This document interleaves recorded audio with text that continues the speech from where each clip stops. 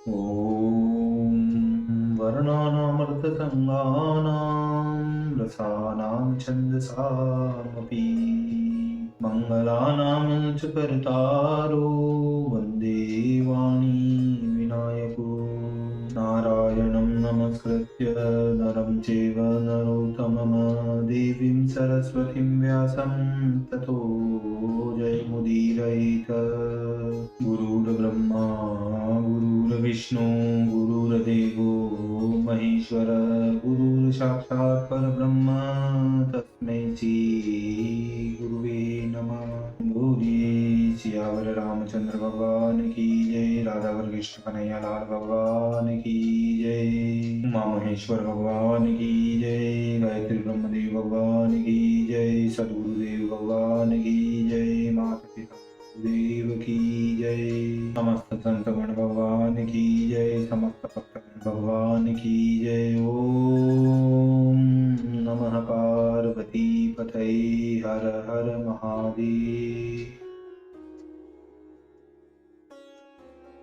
तो मित्रों और आप सभी श्रीमद् भागवत कथा के श्रेष्ठ रसिक जनों, श्रोतागणों, अब तक हमने श्रीमद् भागवत कथा की कथा को नियमित रूप से, क्रमबद्ध रूप से श्रवण किया है, कीर्तन किया है, मनन किया है, भजन किया है।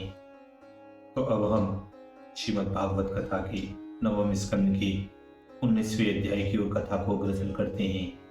आप सभी श्रेष्ठ श्रोतागण, रसिक जन भगवान श्री राधा कृष्ण कन्हैया लाल के श्री चरणों में दृढ़ भक्ति रखते हुए कथा का श्रवण करें, कीर्तन करें, मनन करें, भजन करें।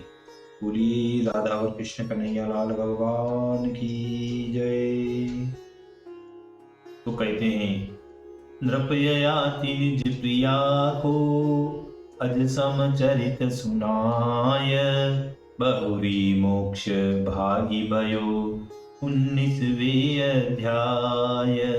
19वें अध्याय। श्री सुखदेव जी कहने लगे कि हे राजा परीक्षित, राजा ययाति इस प्रकार विषय भोग करते करते अकस्मात एक दिन अपने आप को स्त्रीण समझकर अपनी आत्मा का विहार जान विरागी युक्त होकर अपनी परम प्यारी देवयानी से वर्णन करने लगे कि हे भार्गवी, हमारे समान कोई कामी एक गांव में रहता था। वनवासी धीरगण उसके आचरणों पर अब तक कभी कभी शोक किया करते हैं। उस पुरुष की अनुष्ठान की हुई गाथा में तुमसे वर्णन करता हूँ, श्रवण करो। एक छाग पुरुष ने वन संसार में अपने प्रिय विषय को ढूंढते ढूंढते अचानक एक छागी को कर्म के वश कुएं में गिरी हुई देखा। इस अत्यंत कामी छाग ने उस बकरी के निकालने का उपाय सोचा और कुएं के किनारे अपने सींग से मिट्टी खोदकर उसके निकालने का मार्ग कर दिया। उस मार्ग से वह कांति युक्त छागी कुएं से निकल गई और उसी छाग की अभिलाषा पूर्ण करने लगी। जब उस बकरी ने इस बकरे को वरण कर लिया तो और बहुत सारी छागी भी मोटे ताजे रति करने में समर्थ, विधि के सींचने वाले और मैथुन करने में चतुर समझकर उस छाग को चाहने लगी। इसलिए वह एक ही बकरा इन बहुत सी बकरियों की रति बढ़ाता हुआ उसके साथ केली करने लगा। वह छाग काम रूप ग्रह में ऐसा फंस गया कि अपनी आत्मा को भी न जान सका। परंतु जो छागी कुएं में गिरी थी और छागियों को अपने से अधिक प्यारी और उसके साथ अपने प्रियतम को सदा रमण करता हुआ देखकर अत्यंत क्रोधित हुई और उस छाग का यह कर्म बहुत नहीं सह सकी। इसलिए वह सुहद रूपी, वास्तव में दुत्रिद, क्षणस्रोहद, इंद्रियासक्त और कामुक उस छाग को छोड़कर दुखित हो अपने स्वामी के पास चली गई। वह छाग तो बहुत ही स्त्रीण था, इसलिए कातर होकर शब्द करता हुआ उसको मनाने के लिए उसके पीछे पीछे जाने लगा। परंतु मार्ग में वह उस बकरी को किसी प्रकार से भी प्रसन्न न कर सका। उस स्थान में इस छागी के स्वामी एक ब्राह्मण ने क्रोध करके इस छाग के दोनों लंबायमान अंडकोश काट डाले, अर्थात उसको भोग करने की योग्य न रखा। परंतु वह ब्राह्मण उपाय भी जानता था, इसलिए अपनी बकरी के काम भोगार्थ फिर इस छाग के अंड जोड़ दिए, अर्थात फिर उस छाग को मैथुन करने का सामर्थ्य दे दिया। हे भद्रे, इस प्रकार से वह छाग सवृद्ध वृषण अर्थात रति शक्ति युक्त हो, कुएं से निकली हुई उस छागी के साथ बहुत काल तक विषय भोग करता रहा, परंतु काम की सेवा से अब तक उस बकरे को संतोष नहीं हुआ। हे शुभ्रू, इस छाग के समान हम भी तुम्हारे प्रेम में बंधकर अत्यंत दीन हो गए हैं। तुम्हारी माया से मोहित होने के कारण हम अपने आप को भी भूल गए हैं। हे भद्रे, पृथ्वी में जितना धान्य, सुवर्ण, जितने पशु, जितनी स्त्री और जो वस्तु हैं, वे सब भी काम से हत हुए पुरुष के मन को संतुष्ट नहीं कर सकती हैं। भोग विलास के द्वारा काम की किसी प्रकार शांति नहीं होती, वरन द्रव्य द्वारा अग्नि के समान विषय भोग बढ़ता ही जाता है। जैसे द्रव्य डालने से अग्नि, परंतु जिस समय पुरुष सब प्राणियों के अमंगल भाव अर्थात राग द्वेषादि की विषमता का त्याग कर देता है और सबसे समदृष्टि कर लेता है, तब उसको सब दिशाएं सुखदायिनी हो जाती हैं। इसलिए दुर्मति पुरुष जिसको नहीं छोड़ सकते और प्राचीन पुरुष के पास भी जो पुरानी नहीं होती और जो दुख की राशि के लिए रहती हैं, उस तृष्णा को सुख चाहने वाले पुरुष को चाहिए कि शीघ्र छोड़ दें। और स्त्री का संग तो सब प्रकार से त्यागना आवश्यक है। अतः माता, बहन अथवा कन्या के संग इकल्ले में एक आसन पर बैठना ठीक नहीं, क्योंकि इंद्रियां अतिशय बलवान हैं, विद्वान पुरुष को भी खींच लेती हैं। हे भद्रे, विचार करके देखो, बारंबार विषय की सेवा करते हुए पूरे 1 सहस्त्र वर्ष बीत गए, तो भी दिन दिन तृष्णा बढ़ती ही जाती है। इसलिए मैं पहले तृष्णा को छोड़कर फिर ब्रह्म में मन लगाऊंगा, फिर सुख दुखादि द्वंद्व रहित होकर और निरंकार हो मृग गणों के साथ घूमूंगा।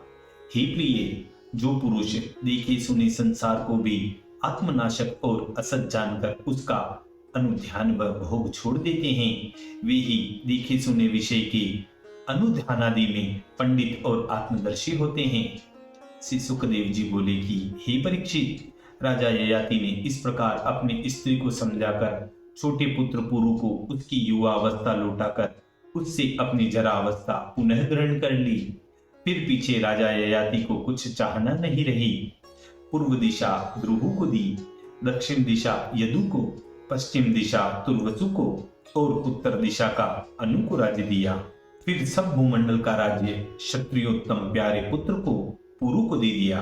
देखिए, यहाँ एक शंका आती है कि राजा ययाति बड़े बुद्धिमान और गुणनिधान थे, तो भी ऐसा बड़ा अन्याय क्यों किया कि बड़े पुत्रों को छोड़कर छोटे पुत्रों को राज्य दिया? क्या कारण है? तो इसके उत्तर में कहते हैं कि कामी, लोभी, क्रोधी ऐसे ऐसे जीव पृथ्वी पर हैं, परंतु न्याय अन्याय का विचार नहीं करते। नित्य अपने शरीर का सुख चाहते हैं, अर्थात न्याय में दुख देखेंगे तब न्याय को त्याग देंगे, अन्याय में सुख देखेंगे तब अन्याय करेंगे। जिसमें शरीर को सुख हो उसी को पुण्य जानते हैं, और जिसमें शरीर को कष्ट हो उसको पाप समझते हैं। सुकर्म कुछ भी नहीं देखते। इसी से ययाति राजा ने छोटे बड़े का विचार नहीं किया, जिसकी देह से सुख पाया उसी को राज्य दिया। इस प्रकार इस शंका का निवारण होता है। तो आगे कहते हैं, पुरु को राज्य देकर और बड़े बेटों को इस पुरु की आज्ञा में रखकर आप स्वयं वन को चले गए। हे राजन, राजा ययाति ने बहुत वर्षों तक शब्दादि विषय समूह में 6 इंद्रियों के द्वारा सुख भोगा था, परंतु उसने इस प्रकार से इस प्रहा छोड़ एक क्षण भर में इंद्रियों के सुख को छोड़ दिया। जैसे पंख जम आने पर पक्षियों के बच्चे घोंसले को छोड़ देते हैं, राजा ययाति संग को छोड़कर आत्मानुभव से त्रिगुणात्मक रूप लिंग निरस्त कर और भली भांति विख्यात हो निर्मल पर ब्रह्म वासुदेव में शीघ्र ही भगवत भक्ति को प्राप्त हो गया। हे महाराज, स्त्री पुरुष का परस्पर स्नेह हेतु परिहास की समान जो इतिहास कहा गया, दिव्या ने इसको सुनकर अपने प्रस्तोभ अर्थात निर्वृत्ति मार्ग में उत्साहित हुई और उस अबला ने प्याऊ पर जाने वालों के समान ईश्वर पर तंत्र सुतरित गणों का वास माया विचलित समझा। स्वप्न के समान उपमा देकर सबको मिथ्या जान, सबका संग छोड़कर भगवान में मन लगाकर अपने शरीर को छोड़ दिया। हे राजन, अब यह बतलाते हैं कि दिव्यानी ने किस प्रकार से भगवान वासुदेव में अपना मन लगाया था। वह तुम सुनो। हे भगवान, आप विधाता वासुदेव सर्वभूतों के निवास स्थान, परम शांत और अति बृहत हो, इसलिए मैं आपको नमस्कार करती हूँ। इस तरह परब्रह्म परमात्मा को वह पुकारती हुई मुक्त हो गई। इसी मधुर संवाद के साथ श्रीमद् भागवत कथा की नवम स्कंद के एकोनविंशो अध्याय 19वें अध्याय की पूर्णता व समाप्ति होती है। बोलिए श्री कृष्ण कन्हैया लाल भगवान की जय।